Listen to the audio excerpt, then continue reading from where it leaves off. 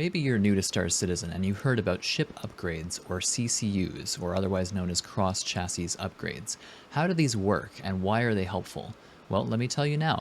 Ship upgrades, which were formerly known as cross-chassis upgrades, or CCUs, allow you to change the ship or vehicle in your pledge to a ship of higher value.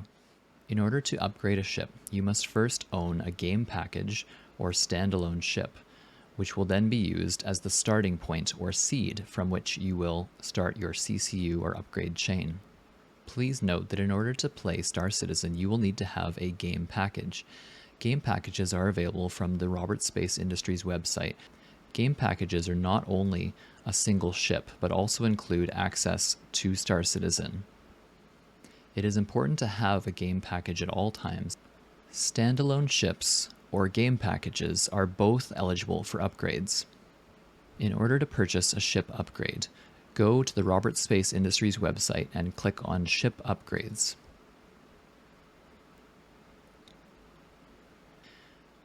This will take you to the upgrade screen where you can pick the ship you want to upgrade from and the ship you want to upgrade to. Ships and game packages in Star Citizen can cost a lot of money. At any time, you could choose to upgrade a base ship or game package into a higher value ship. The most basic way to do so would be to select the desired ship and then click Add to Cart. This would then charge you the displayed amount of money. In this instance, we would be purchasing a single upgrade from our origin or seed ship to our desired end ship. Instead of making one large CCU purchase, we can instead make a series of small upgrade purchases, which can end up saving us a lot of money. At certain times of the year, Robert Space Industries has special Warbond edition sales on ships. These could be new concept ships or returning ships that are highlighted. When these ships go on sale, they will have a standard edition and a Warbond edition available.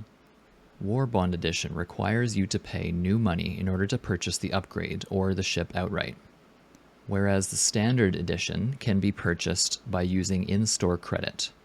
For many new players, this is confusing, as you will not have a lot of money spent on this game. But for players who have been playing for a long time, they may have hundreds if not thousands of dollars already in the game, and all they have to do is sell an existing ship and use that in-store credit to purchase the new one. In this case on screen, an upgrade purchased between the Constellation Andromeda and the Mercury Star Runner, which usually would require $35 to bridge the gap between $225 and $260, only ended up costing $5 because the Warbond edition, which required new money, was on sale for $230, and so we only needed to purchase $5 in order to upgrade our ship from this value to this. CCU chaining requires a lot of patience, but if you take the time, it can save you a huge amount of money in the end. It's important to wait for certain times of the year when these Warbond sales come out, and then make the most of them. Events such as IAE, or Intergalactic Aerospace Expo, offers a lot of these Warbond upgrades, where every day 1 or 2 Warbond offers will be available. Let's take a look at how CCU chaining works, with a personal example of how I used it at last year's IAE. At last year's IAE, I became enamored with the Anvil Liberator, a light carrier that fulfilled a lot of my dreams related to playing Star Citizen. I decided I wanted to get one, but I was not willing to pay the $575 price tag. This led me to need to do some serious CCU chaining. My goal was to get the price down to $300. This is where a spreadsheet comes in handy.